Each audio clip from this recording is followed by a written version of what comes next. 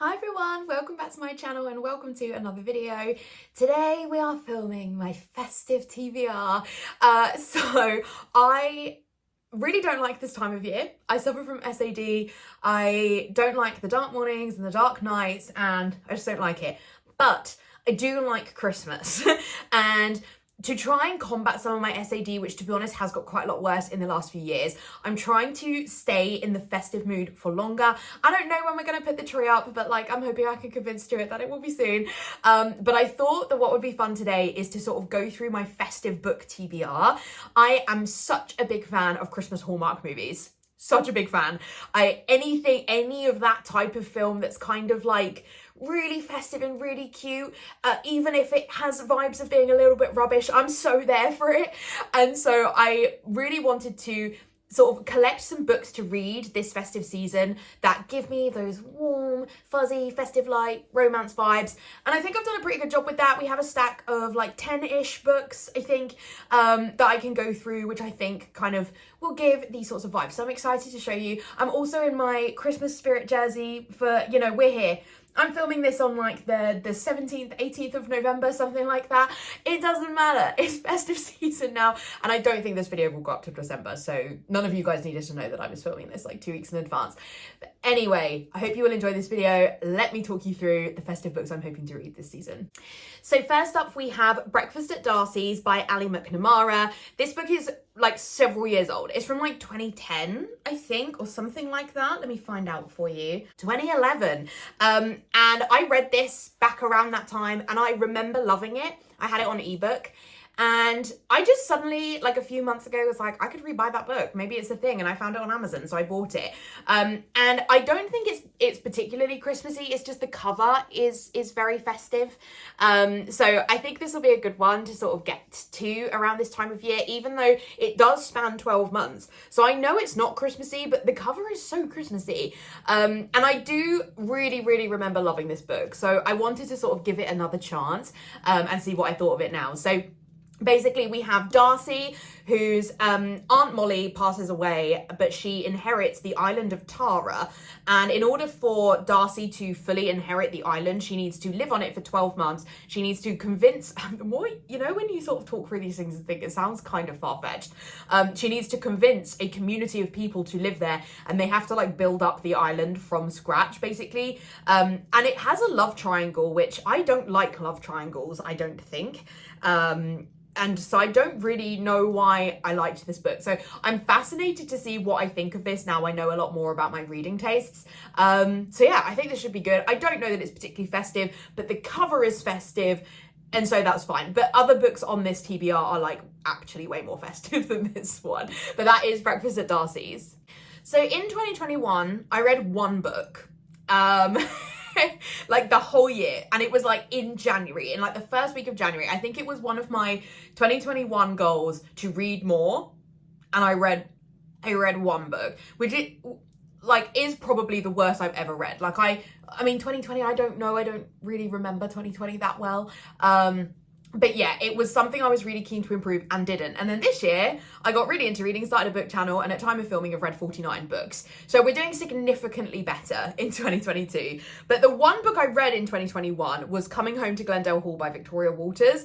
And so Vicky is a YouTuber. Well, I mean, she's an author first, but she has a YouTube channel. So I will link to her channel down below so you can check it out. She's just a generally lovely person. And I really wanted to support her, which is why I read the book. But then I didn't read anything else for the whole year. And I do remember quite a lot about this book, but I would like to reread it because this is the first book in the Glendale Hall series. And I think that it, like, I would just really like to, like, I own all of them that she's released so far. So I would really like to get through some of them.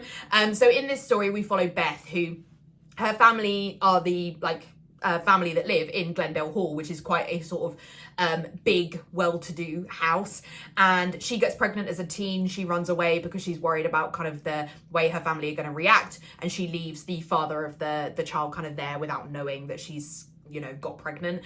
And then she kind of, her grandma is really ill. And so she decides to come back to Glendale Hall to sort of try and mend some of those ties. She ends up running back into Drew, which is her child's father, and things kind of go from there. I remember really enjoying this, but it was like back before I rated books and things like that. So I'm just excited. And the vibes of this is very Christmas focused. There is Christmas stuff that happens in here. The cover is so Christmassy. It's that perfect, like, rich Christmassy dark blue.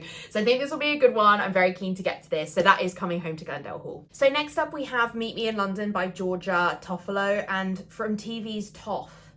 I don't know who she is. Is she like Towie or something? I don't know. So that's not really why I bought it. This is irritating. I wish that wasn't on there, but I assume that's why most people would buy the book, not just me, and I just picked it up on a whim. It was a cheap one in the works, but I just thought the story of this sounds like very much my kind of thing, because we've got some fake dating in here. So Victoria really wants to open her own boutique, but a big department store opens at the end of the road, and so, you know, that really kind of squashes her ability to do that. Oliver is the son of the family that are opening the department store, and it's really stressful. It's getting delayed, and his mom is going on at him to settle down. And when Oliver meets Victoria, he says, if you agree to date me so my mum will get off my back, I will showcase your designs in a department store. And while they're doing their fake dating, they start to develop real feelings. I love fake dating, even though it's like so predictable. Fake dating is just so cute. So yeah, I have no idea what Georgia's writing is like. I don't know whether she wrote this herself or whether she has a ghostwriter or anything. I know nothing about her. I do not know who this is. But this story is very much my kind of thing. The cover is cute. It was cheap in the works. It has this is the absolute epitome of a Hallmark Christmas movie story. So I just feel like it's the kind of thing that I will enjoy. So that is Meet Me in London. The rest of these books are ones I showed in a recent haul, but I mentioned in there that basically I was just really on like a Christmassy book buying spree, and The Works does like 3 for £6, so £2 a book, and I deliberately went in on the Christmassy books. So that is what a lot of these are, but this one is slightly different. This is Love in Winter Wonderland by Abiola Bello, and this is a YA romance, and I picked up I got like a little excerpt of this at Yelp, and I loved the cover because it just had this on the little excerpt, and I didn't read the excerpt, I just read the blurb and thought, this is totally a me kind of book. It's got Hallmark Christmas movie vibes. It's definitely what I want to read. I know this is going to sound silly because I was at the Young Adult Literature Convention, but I didn't realise it was a YA. What I think I didn't realise was that it was YA like at college. And I love a lot of books with 17 and 18-year-olds, but I didn't expect it with this one. And I am, at time of filming, I will have finished this by the time this video goes up, but I am 50 pages into this at the moment. And it's so close to, it's also British, not American, and it's so close to the British college experience, and I'm just like, I don't know if I wanted to read that right now. But basically we have Trey and Ariel. So Trey is really popular. He's dating the most popular girl at college, and Ariel is not. She's much more keeps herself to herself. But her family really needs some money to send her to an art course, and so she really needs to get a Christmas temp job.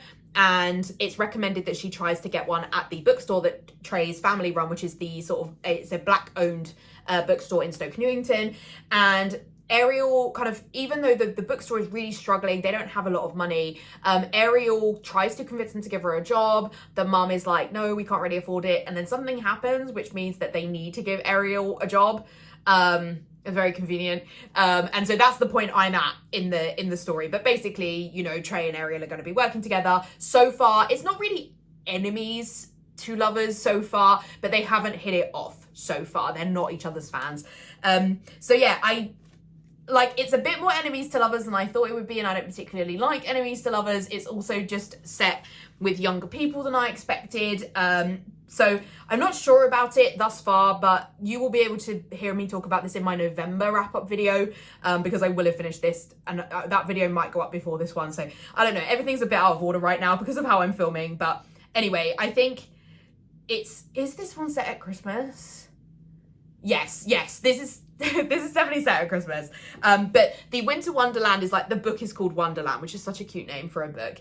So it'll be interesting to see how the festive vibes come out further in the book. So that is Love in Winter Wonderland. Next up we have The Little Swiss Ski Chalet by Julie Caplin. And I don't know if I knew when I picked this up that I had another book by Julie Caplin, which was one I really wanted. It's called something Island, The Cozy Cottage and Island, something like that. And I had picked that book up and put it down several times going into the works, and I finally decided to get it. It was a story I really loved, and I read it recently. And again, you'll hear me talk about it in my November wrap up, but I didn't love it. I don't like Judy Caplin's writing style. I don't think I'd read it because I literally only just read that. Like it was like the last book, 2 books ago that I finished. So I clearly picked this up. I mean, I love the covers. I think Judy Caplin's book covers are so beautiful. And so I guess that's kind of why I picked it up. I maybe would have unhauled this, except for the fact that it does actually link in with the Ireland book. So I think this book actually comes before the Ireland one, but this is Hannah's sister Mina. And so I kind of think, well, maybe I'll just read it because Hannah mentioned Mina all the time. But anyway, this is basically Mina in a Swiss chalet, and she has a relationship mishap which goes viral. So she decides to just pack up her life, get away from things, and goes to a Swiss chalet in Switzerland, I assume. And, you know, chocolate, yes. Romance, no. Until she has a run-in on an alpine train with a mysterious but oh so gorgeous stranger. So again, it's like, I read the blurb and I think that's exactly something I want to read. It's the perfect blurb. But I know I don't like Judy Caplin's writing style because I have read one by her. But I also don't really want to unhaul books before I've read them in the main yet. I'm sure I will get there because I own too many books. I can't read them all. But I'm trying to like slow down on my hauling, read more of the books I have. And so I don't really want to unhaul this before reading it, even though I know I didn't like the last one. They're too long as well. But I am also interested because I know what happens with Hannah. I'm kind of interested reading about Mina. So I probably will read this, and it very much is the festive vibes, so we'll see. But anyway, that is The Little Swiss Ski Chalet by Judy Caplin. Next up, we have Christmas Carols and a Cornish Cream Tea. UK books are getting, like, the titles are getting so wordy. This is by Cressida McLaughlin, and this has Meredith, who is a real Christmas Scrooge. She doesn't want to wear a Christmas jumper, but she's got a job at a Cornish gift shop where Christmas is a really big deal, and no one's going to want a Scrooge, you know, selling them stuff at Christmas. Finn loves Christmas. He wishes every day was Christmas. And so him and Meredith come together, and it's about kind of, you know, can she embrace the Christmas season? Everything about this is a Hallmark Christmas movie. It's just, I feel like it would often be the other way around. So I'm very interested to read it this way around, where like the guy is the one who's like really into Christmas. This sounds really cute. I'm excited to get to this. So this is Christmas Carols on a Cornish Cream Tea by Cressida McLaughlin. Next up, we have The Merry Christmas Project by Cathy Bramley. This is such a beautiful cover. I don't think you're gonna be able to see, but it's got glitter all over it. It's like red on the back, everything about it screams Christmas. So we have Merry. I mean, we're in Hallmark territory already if we have a Merry. So Mary loves Christmas, doesn't have a family of her own. She has a booming candle business, but there's a Christmas event in town, and even though she shouldn't get involved, she does. And while she's there, she meets Cole, and he is a single dad who's building his own house because he wants his kids to have somewhere to see him. The two of them meet. They are the missing jigsaw in each other's lives. It's gonna be adorable. I think that this is gonna be a fun time. So this is The Merry Christmas Project. The next one is Christmas at the Island Hotel by Jenny Colgan. This is such a cute cover as well. That was the receipt. This is such a cute cover as well. I love this. And it's got like gold foil on it. I'm such a fan of gold foil. So this one is not a romance, I don't think. It's a bit more of a kind of Christmas feel good. So Flora's brother's partner has passed away, and Flora just wants to make Finton smile again. And Colton, his pet project was rebuilding this disused hotel. So they decide to do it. They want to open it and make it Christmassy, but they have loads of challenges in the way. So Christmassy. This is going to be cute. So that is Christmas at the Island Hotel. Next up, we have Snowfall over Halesmere House. I think that's how you say it. I'm not sure. By Suzanne Snow. And this one, again, you're not gonna be able to see, I don't think, but there's like really cute glitter all over it. It's adorable. I love this cover. We've got a dog.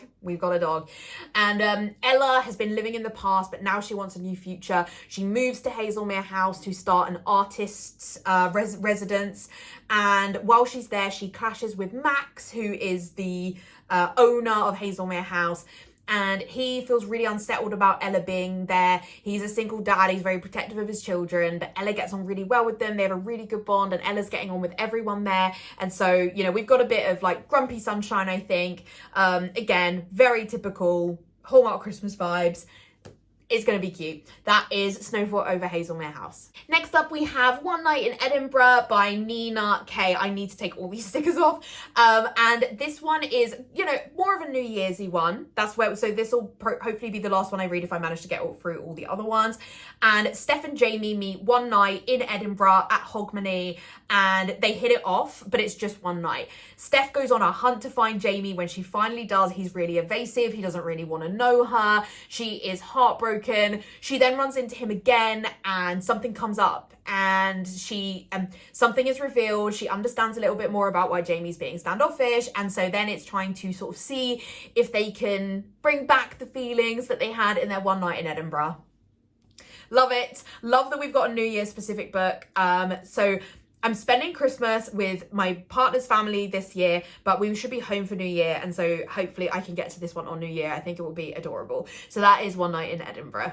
Okay, so last up we have a book that I've owned for quite a long time, like since it came out, because I have the signed copy, which means that I got it when it came out.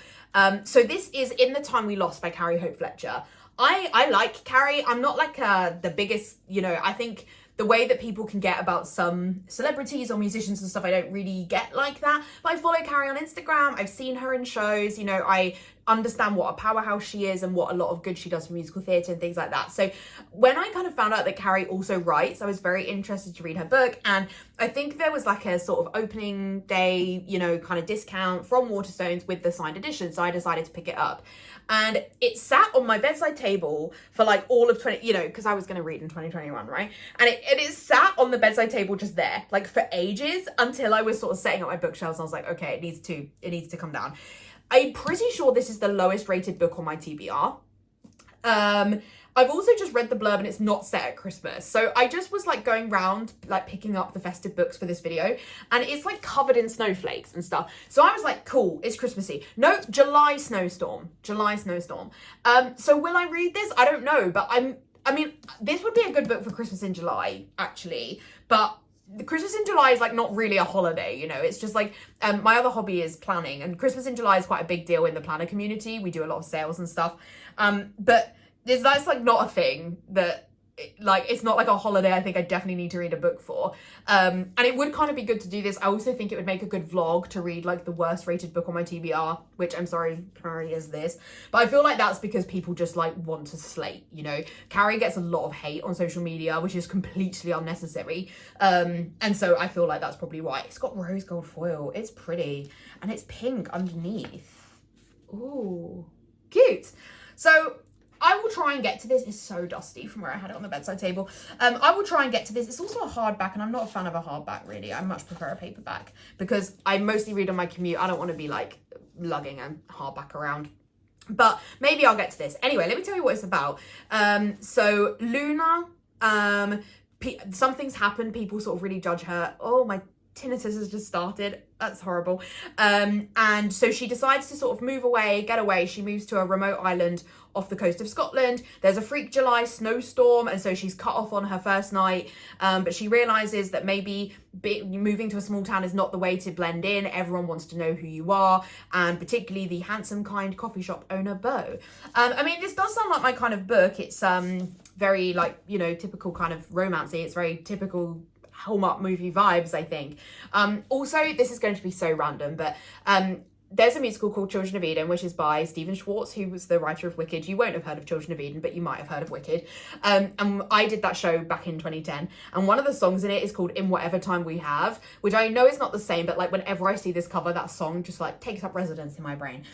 So yeah, I'm interested to see what this is like, to be honest. So because I really have had it for so long, it would be good to read it. It's one of the oldest books on my TBR, realistically, so it would be good to get to it. So that is In the Time We Lost by Carrie Fletcher. And those are the 10 books that I am hoping to read this festive season. 10 is probably doable because one of them I am already 50 pages into in the middle of November. So I think it just depends if I can focus on these being the books I'm going to read. I think I might leave these off of my shelves for now so that I can just pick one up, one at another. What I lose a lot of time over is the agony of picking a book to read, whereas if I just kind of have a pile I can maybe just take from the pile and just read them in that order, I think that would be good. So that's probably what I'm gonna do. But yeah, I think they're going to really be cute and festive. Will I love them? Who knows? There will be a December wrap up in January, so hopefully you'll stick around to see what I thought of these books. I am very interested to see what I think of them, because as I say, I love this time of year. I love festive movies. Me and my friend Emma are having like a festive movie day where all we're gonna do is watch festive movies the whole day long. We do it every year. I'm so excited. So I feel like I want to like carry that through in the books. So I'm looking forward to it. I really hope that you enjoyed this video. Please do check out the description down below where I will have listed these books. I will also have links to my Goodreads. That's where I post my reviews as I read. So if you want to keep up with what I'm doing there, please feel free to follow me or add me as a friend. I will also have a link to my Instagram and a link to my planning YouTube channel. So if you want to check out the other hobby that I have where I post a lot of videos, I would love it if you would join me on both my channels. Otherwise, I'll see you in my next video. Bye.